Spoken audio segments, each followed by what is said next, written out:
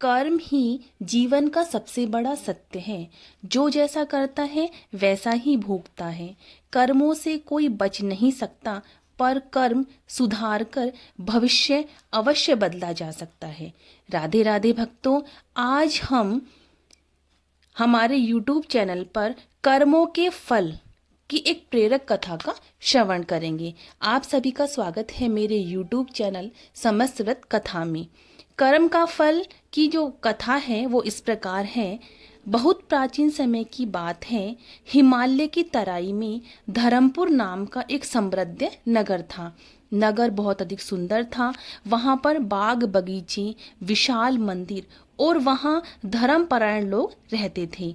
वहाँ के राजा राजा धर्मकेतु न्यायप्रिय, दयालु और कर्म में विश्वास रखने वाले शासक थे।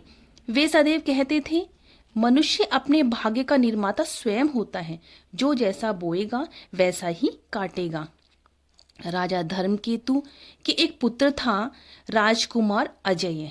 अजय रूपमान, बुद्धिमान और पराक्रमी था, परंतु उसके अंदर एक दोष धीरे धीरे बढ़ रहा था। वह था अहंकार का। उसे लगता था कि वह राजपुत्र है, इसीलिए उसके हर कर्म का फल अच्छा ही होगा, चाहे वह कुछ भी करे। राजा कई बार उसे समझाते थे, पुत्र, कर्म कभी छोटे बड़े नहीं होते। राजा और रंक दोनों को अपने कर्मों का फल भोगना ही पड़ता है। पर अजय इस बात को हंसकर टाल देता था। एक दिन नगर में एक महान साधु पधारे। नगरवासियों ने उनका स्वागत किया। राजा ने उन्हें राजमहल में आमंत्रित किया। साधु ने प्रवचन में कहा, जो दूसरों को पीड़ा देता है वह स्वयं सुखी नहीं रह सकता। कर्म बीज के समान होता है, समय आने पर फल अवश्य देते हैं। राजकुमार अजय ने यह सुनकर व्यंग किया कि अगर कर्म ही सब कुछ है तो राजकुमार गरीब क्यों नहीं बन जाता। साधु ने अपने शांत स्वर में कहा, वत्स, समय आने पर हर प्रश्न का उत्तर मिल जाता है। कुछ समय बाद राजा धर्मकेतु वृद्ध हो गए और उन्होंने राजकाज धीरे धीरे अजय को सौंप दिया। सत्ता हाथ में आते ही अजय को अहंकार और अधिक बढ़ गया। उसने गरीबों पर कर बढ़ा दिया, निर्दोष लोगों को दंड देना शुरू किया, साधु संतों का अपमान करने लगा, दूसरों के दुख को मनोरंजन समझने लगा और लोग मन ही मन दुखी रहने लगे। पर राजा के डर से कुछ बोल न सके। एक दिन एक गरीब ब्राह्मण अपनी बेटे के विवाह हेतु सहायता मांगने दरबार पहुंचा। उसने हाथ जोड़कर कहा, राजकुमार, आपकी दया से मेरी बेटी का घर बस जाएगा।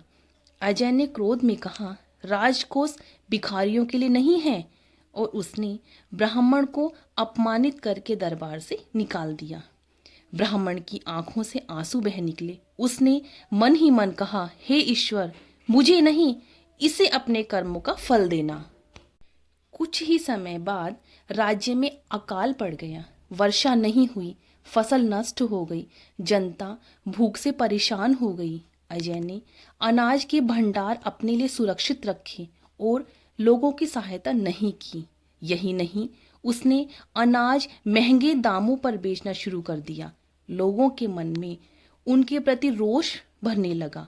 एक रात अजय को स्वप्न आया कि उसने देखा कि वही साधु उसके सामने खड़े हैं। साधु बोले, वत्स, तुम्हारे कर्मों का लेखा जोखा हो चुका है, अब तुम्हें उसका फल भोगना होगा। अजय घबराकर जाग गया। उसने इसे अपना सपना समझकर अनदेखा कर दिया। कुछ ही दिनों बाद पड़ोसी राज्य ने आक्रमण कर दिया। सेना ने साथ छोड़ दिया, जनता ने विद्रोह कर दिया, राजमहल लुट गया और अजय को राज्य छोड़कर भागना पड़ा। राजकुमार अब साधारण मनुष्य बन चुका था। न भोजन था, न आश्रय था। जिस गरीब ब्राह्मण को उसने अपमानित किया था, उसी के द्वार पर वह भिक्षा मांगने पहुंचा। ब्राह्मण ने उसे पहचान लिया और कहा, राजकुमार, यह तुम्हारे कर्मों का फल है।